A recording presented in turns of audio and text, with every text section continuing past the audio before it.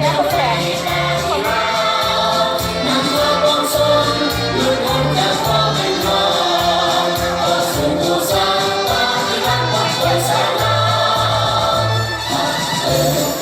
สีของคำสนอ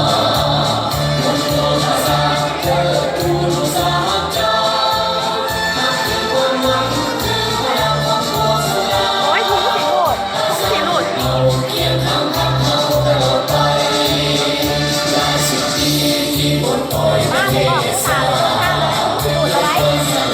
นำภาษาก้าวไกลปกปักรักษาพัฒนาและบอกไปอย่าเดินสีวิไลเข้าไปสู่วัฒนาเติบโตพัฒประชาชนปฏิบัติลามันเป็นเมืองยาวผู้สร้างดาวผู้ฟ้าพักทุกมันยืนพัฒนา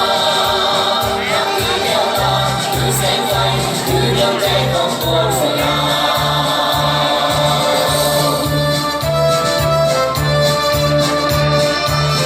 พากันดิ้นเลย ย่างที่บอกเขามาเหรอ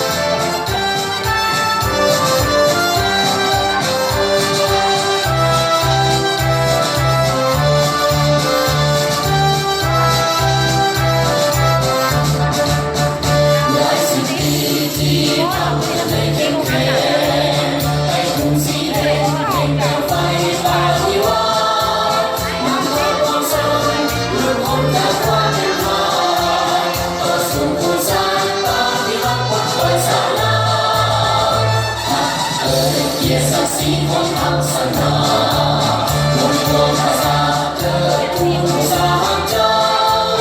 นักคือความหวังคือพลังของตัวสยามภาษาทุกเราเคียงข้างกับเราตลอดไปหลายสิบปีที่ปลดปล่อยประเทศสาด้วยความสลาดนำภาษาก้าวไกลปกปักรักษาพัฒนาและบอกไปอย่าเดินสีวิไลเข้าไปสู่วัฒนาเติบโตพัฒประชาชนปฏิวัติลามันเป็นยืนยาวผู้สร้างดาวผู้ฟ้าพักทุกมันยืนวัฒนา ไม่อยากเล่น คือแสงไฟคือดวงใจของปวงส